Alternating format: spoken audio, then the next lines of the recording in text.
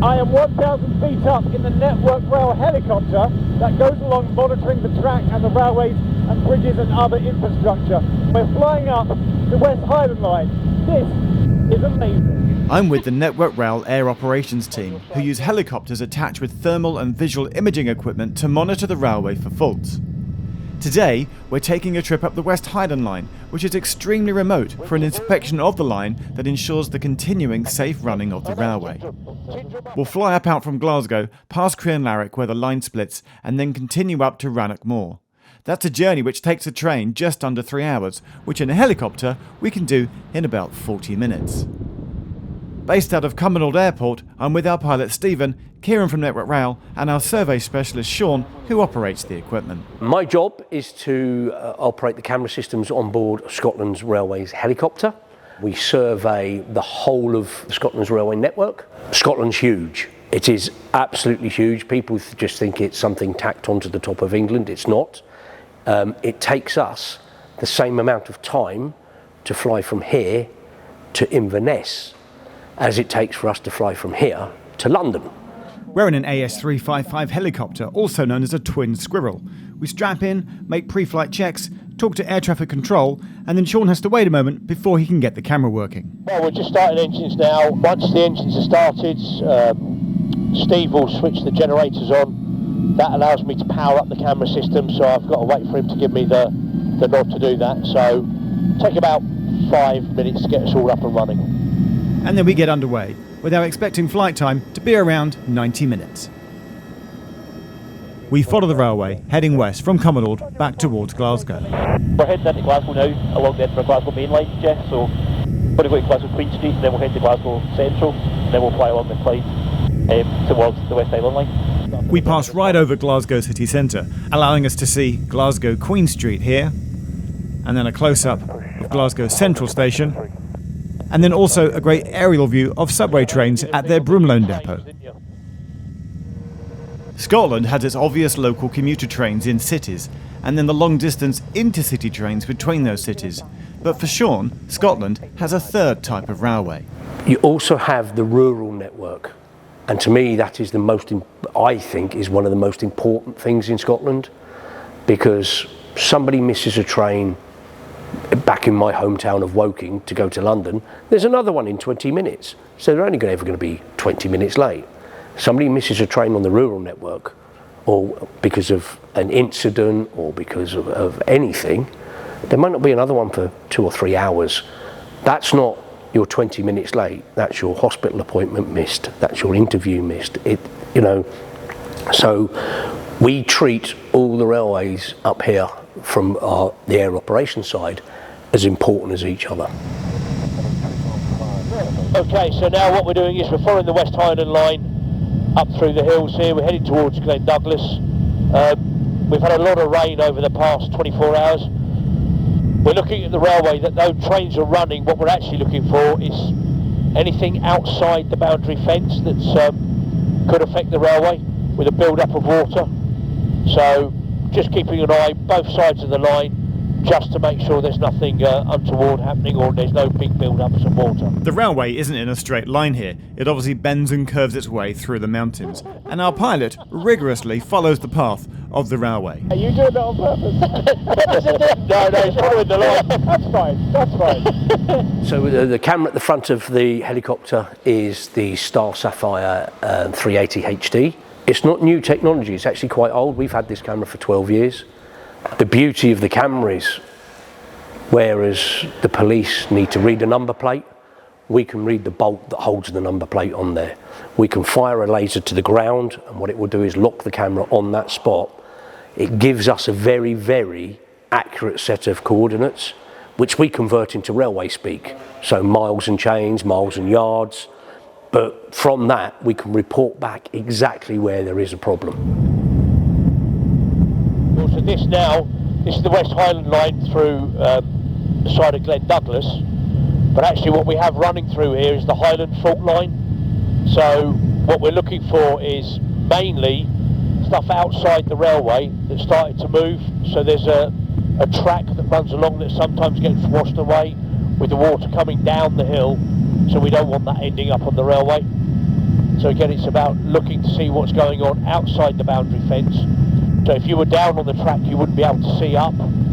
So we've got an ideal advantage up here, being able to look down and see a 360 view of what's actually going on. We normally come into our own 90% of the year when we have bad weather in Scotland, because what we are really good at is route proving, where we will go out, we will sit on the emergency weather action team meeting in the morning, ready for the next day, and we will go out and they will give us a line of route, and we will fly that line of route, making sure that that line of route is clear to run trains. We've got a lot of deforestation on the side of the railway.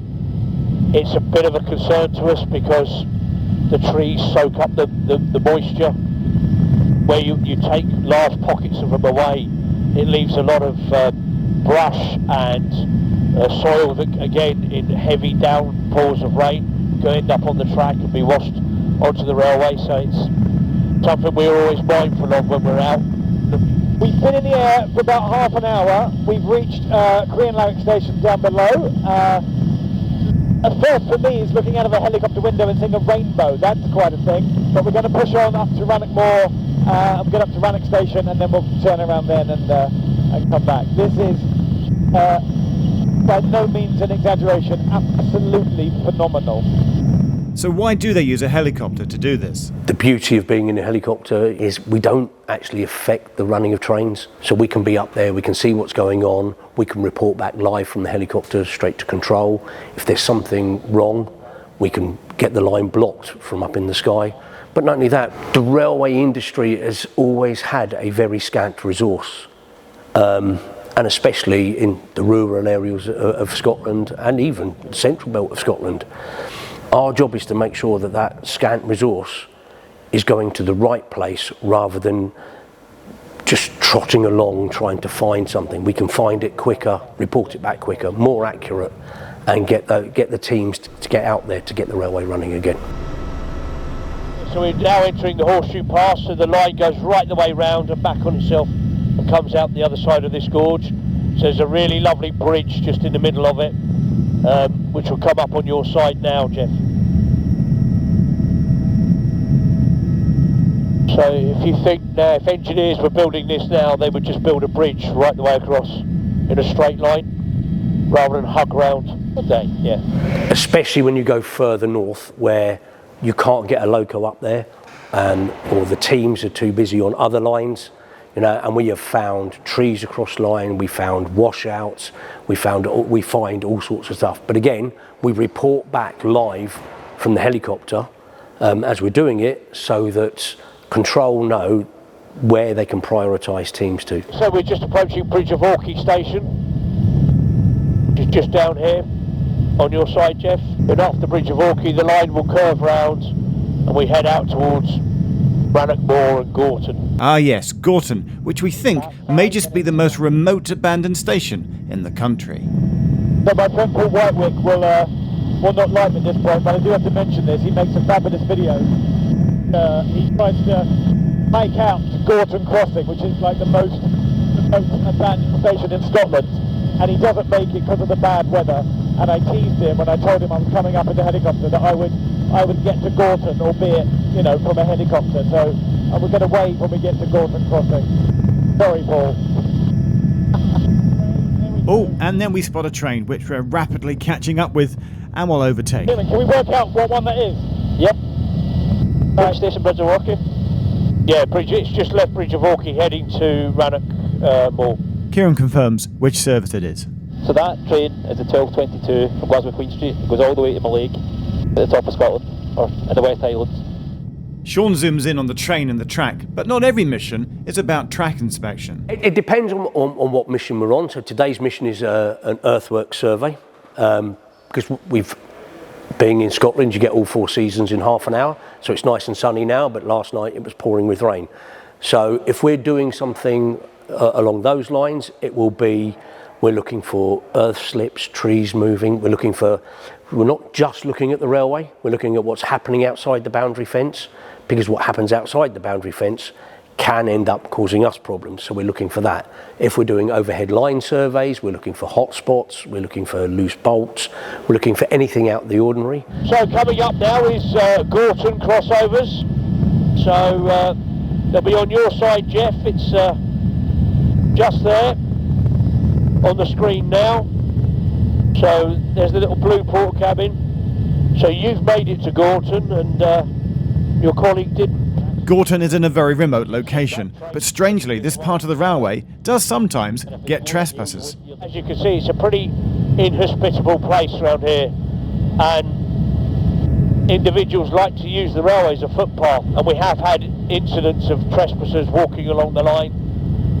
Unfortunately, normally fishermen, they've been out fishing and they use the railway as a shortcut. It's not a shortcut, it's an operational railway. So we had an incident, in fact this week, of somebody walking along here. So it's one of the other things we're looking out for, you know, making sure that people are clear of the track, because you know there is nothing for miles around but the railway. There's 2 helicopters in the fleet. Scotland has its own, and there's one to cover the whole of the UK. Let's not beat around the bush. A helicopter is not a cheap piece of equipment. It costs a lot of money to run. However, you find one fault at somewhere like Waterloo, Glasgow Central, that would stop the railways for the day, and that's the helicopter paid for a year, you know, in Schedule 8 payments. So it's all that, you know, it's economies of scale. So we're now just approaching Rannoch Station. The viaduct the other side of the station here has just been refurbished. So it's part of ongoing works to refurbish all the viaducts on this line. As we come round the curve, we've got the famous ski shed. But actually, as you look into the far distance, you can actually see just how remote this railway line is. You could be on another planet when you look out, because there's nothing apart from Carreur Station, which is in the furthest distance. Carreur is a place that I'm very familiar with, and Rannoch Moor is always impressive. That's just incredible to look at. That is simply magnificent. Okay, buddy, camera's in the stow position. Let's go out. I do feel I have a very privileged job. You know, I've been in the industry for nearly 40 years. I started off probably at the lowest grade you could ever be. I was a railway trainee under the, what was it, the YTS scheme, and then I worked my way up. I worked on the platform. I was a trackman, you know, with the permanent way, and I always, you know, my allegiance will always be to the permanent way, because not wishing to degrade anybody else's job, but back in the day, the P-Way lads, you know, they had a hard job. And when you see the railway out there clinging onto the side of mountains and things, you think, my God, you know, these people really did work hard. So I have an allegiance to them. And then I worked my way up through the ranks in various engineering roles and contracts management roles. And then I came to do this 16 years ago. And I managed to, you know, Scotland had a great leader in Alex Hines. Alex Hines approached me, what do you think Scotland needs? And I said, you need your own helicopter. And from that, we've never looked back. Well, Geoff, you've been up with us now along the West Highland line. It is probably one of the most beautifulest railways in the United Kingdom. Even though the weather is not at its best, it's still for us a vital job to do to make sure this line is safe for our travelling public and for our freight customers to transverse along. We land back at Cumbernauld Airport, runway 25, and Sean immediately uploads the footage recorded today to the system. They have years' worth of archive material that can be accessed at any time. And then he plots his next day, tomorrow's mission, the airborne mission, to keep the railways safe. We're back at Cumbernauld Airport. My thanks to Sean, obviously, also to Kieran for Network Rail, and to Steve, our pilot, as well. That was incredible. That is keeping our railway safe up here, Scotland's railway safe, using the Network Railway helicopter. Thanks for watching.